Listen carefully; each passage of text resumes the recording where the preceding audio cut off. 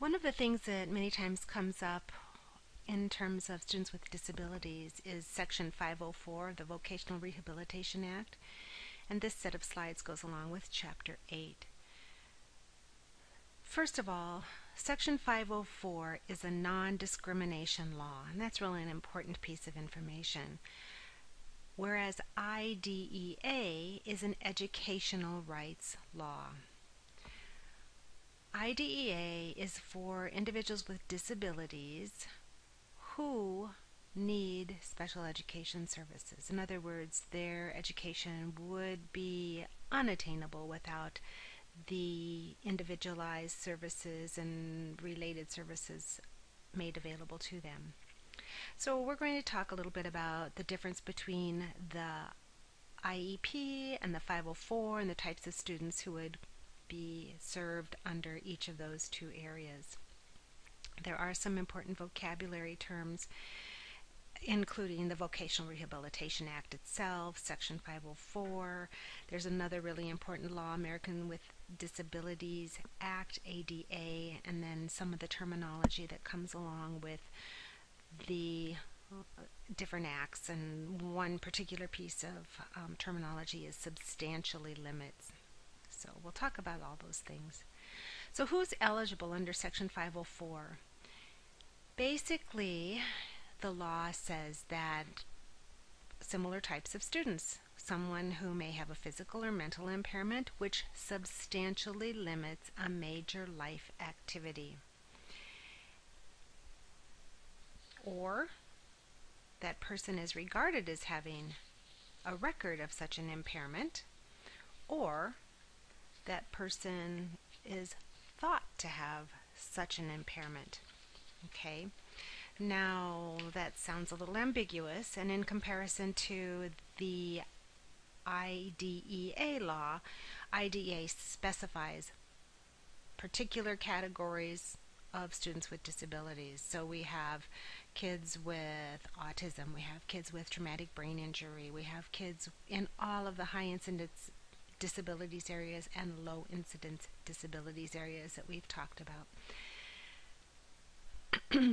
Sometimes a student with a disability is able to function very nicely without an IEP, yet they might need to have some additional support in their classroom in order to benefit from all aspects of the education. Those are the kinds of kids who might potentially be served under a Section 504 plan.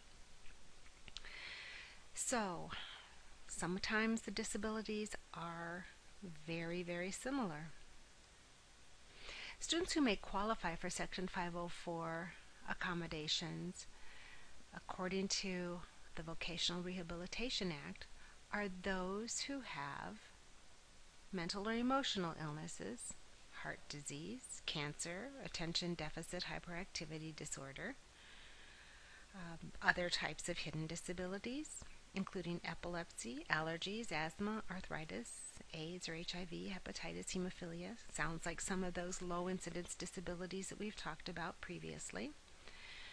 They also may have some obvious physical disabilities or paralysis, obesity, spina bifida, have chronic illnesses.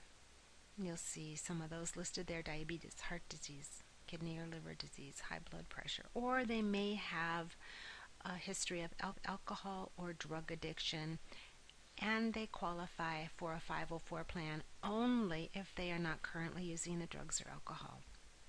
So there are some unique features that go along with Section 504 in terms of the types of disabilities that are served. The way that we determine if a 504 plan is needed is by identifying, does the disability substantially limit? And substantially limit means basically that that disability has a negative effect on the person's life activities. And life activities are defined very clearly in Section 504 as such functions as caring for oneself, performing manual tasks, walking, seeing, hearing, speaking, breathing, learning, working. All of those are considered life activities that may be limited by a handicap or a disability, or perceived as limiting. Like other people might look at you and think, oh, that person can't do that, and so it limits you from certain activities. Okay? So it's, in other words, a little bit of an attitude that others might put on a person with a disability.